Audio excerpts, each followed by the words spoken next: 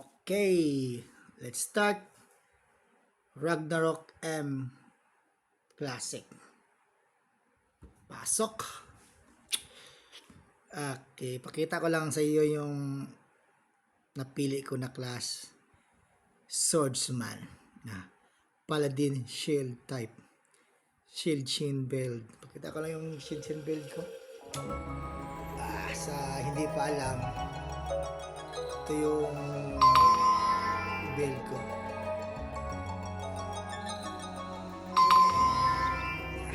Yung karakter ko, kita nyo. Atong pasok.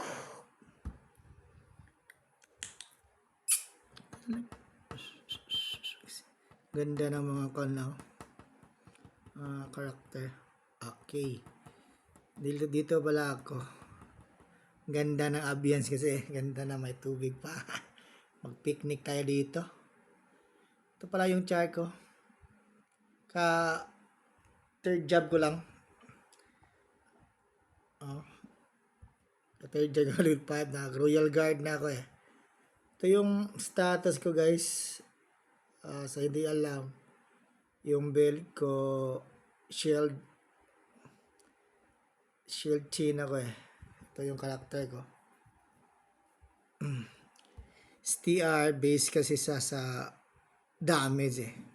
Pero hindi sa katulad sa iba ng base sa beat damage. Kung malaki yung beat, malaking STR. Hindi, base talaga sa siya damage. At sa skill. Ang STR kasi damage, tingnan din na. To beat, content dex para baba lang yung cooldown. To fix na yung 1.5 seconds. Okay, punta naman tayo dito sa equipment ko. Ito pala yung na-build up ko sa araw na ito. Kaya ito naglaro 16 days. Ito na pala yun. Ito yung inuna ko. Yung weapon o ang shield.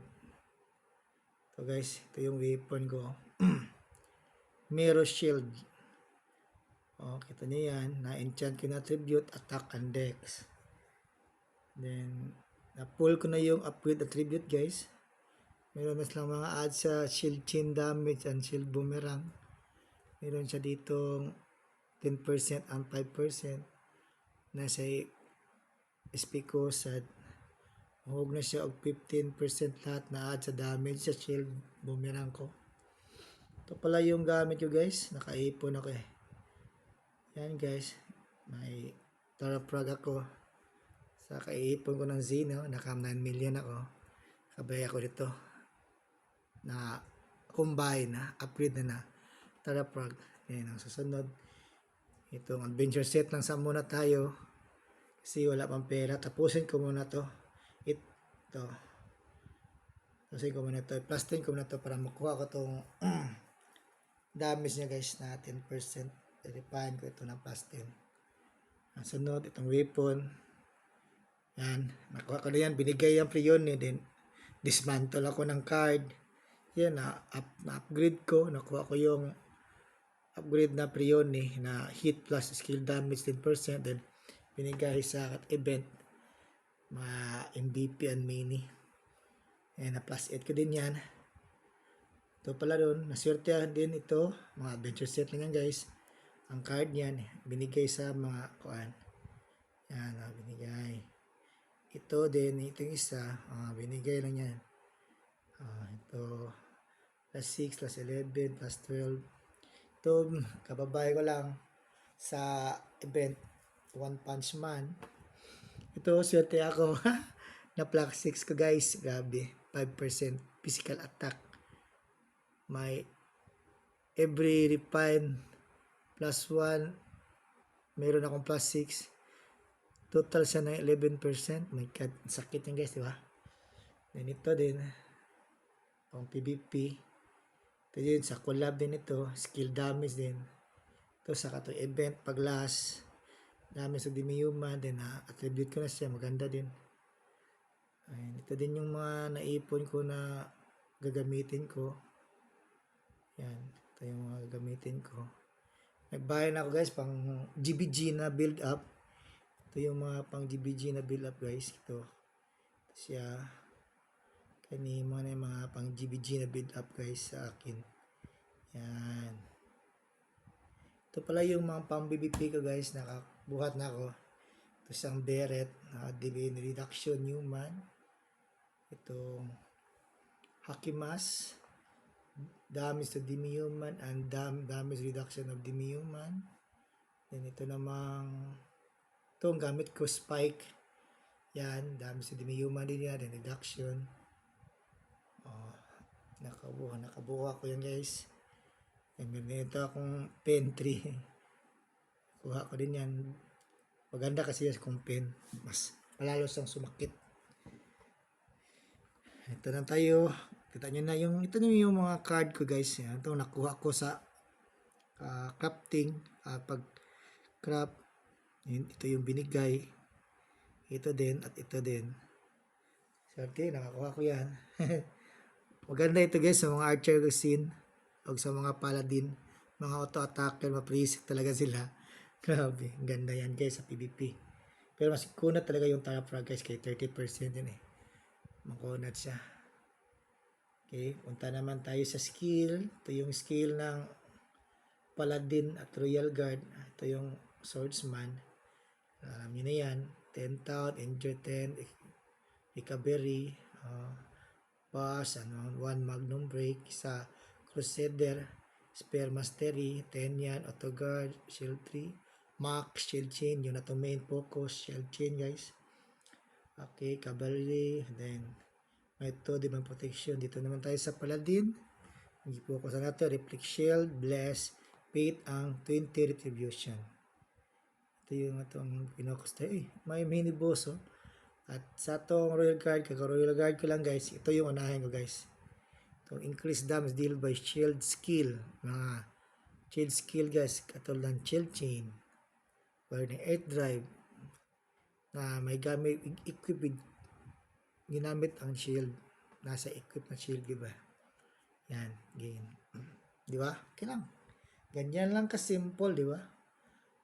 Simple lang yan, guys. Pero, di sa katulad ito, guys, na grabe, sobrang lakas ng damage talaga ng Earth Trap. So, 540%, 600%, level 3 pa yan. Pure bet siya, guys. Hindi ako kag-bet, hindi ako kag-dep. Mo yung main focus niya sa damage. No need ka na mag-upgrade ng mga attack. Yung mga physical attack din na. Hindi ka na pwede yan. Pwede yan. Walang refine yung weapon mo. Basta malaki lang yung bet at dep mo. Super sakit na yan ng Earth Tab. Katulad din ito ng Silver Mirang. Bet plus bet. Oh. Turod siya ng naka-diferensya lang yun nila kay alang cooldown lang grabe kay skill CD nila 2.5 second. Anong casting time nila sobrang bagal pero malaki yung damage nila oh. Skill CD 4.0 seconds then cast delay. Di katulad dito ng shield chain guys. Ito lang yung na-max sa shield chain guys. Ito 50% na yung then combo 16. Wala sa base sa strength. Damage lang siya kung malaki yung damage mo. Oh, ito, katulad dito guys. Combo 6 guys. Kung sa ato, kung naka-damage kay mga 1K, ay mo sa 6,000, di ba? Naiusam ng misa na, 5,000 na. Ganyan lang eh. Oh, dito pala yung guys, momento. Nakompleto ko na yung buffs na shield chain. Nakakuha ko na yung 30%. Di ba? Oh, 30% ha. Meron na akong 30% na buffs sa shield chain. And atong i-compute guys. Punta tayo sa shield. Meron akong 15%, 45% na. Then, meron din akong itong plus 10%, 55% na. Plus ganito pa na 5%, 60% na. Diba? Ang laki yan. Plus ito pa guys. Ito yung gamitin ko next. Ipon muna ako. Meron siya, diba? Meron siya dito siya guys na plus 15%, plus 10. Shield boomerang, shield shard, and shield chain. Meron akong bali 75% lahat na damage na shield chain. Plus ito guys, maadin itong 10% sa skill. Yan. Kung sa 85% na. 85% plus skill damage. Plus ganit, plus ito pa. 80%, 89% na. Plus ito pa guys. Sa skill. Sa Royal Guard. Calibre up. Ito guys. Yan. Oh. Increase damage by shield skill. 2%. Kung sa ato, 2%, 3%. May makuha na mo ng 15. Pila na? 89. Laki na. 100% plus na. Oh God, 100% skill damage. Sobra pa. Di ba? Lang guys, yan lang ka-simple. Yan bad na, di ba? Then, punta tayo sa yung dito ko ipakita sa inyo guys, yung 30% nakuha ko. Punta tayo dito sa kuan. Ano ba itong tinatawag nila na search para sa momento. Okay. Muna tayo sa chain. Tara. Uy, may bago siya guys. 3 lang to dati, di ba? Pagpala din ko, ito lang to, 3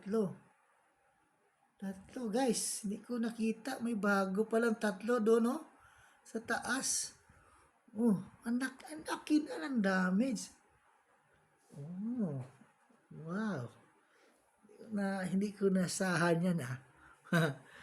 Okay. Okay guys, dito lang muna tayo guys. Pakita ko sa iyo yung next na kan ko. Ito pala yun, no? May bago pala guys. Okay. Ito lang pala. Oh, yan yung focus guys. Ito yung main focus ko muna. Yung damage sa chin skill. Chin skill. Okay. Ito tayo guys. Ganda pala. Hindi ko yun nalaman, no? Bago pala. Royal Guard ko kasi update ko lang yan eh. Ang ganda. Ito pala. Sige guys, thank you. Pakita ko na inyo sunod ulit yung progress ko. Okay. Thank you. Bye-bye. Sa hindi pa alam, no, kung gusto nyo mag-chill chain, watch nyo lang yung video ko para sundin nila yung kung gusto nyo sundin nyo o bumuo kayo ng sa inyo, kayo na bahala. Pakita ko lang sa inyo para may help naman, di ba? Let's go! Babush!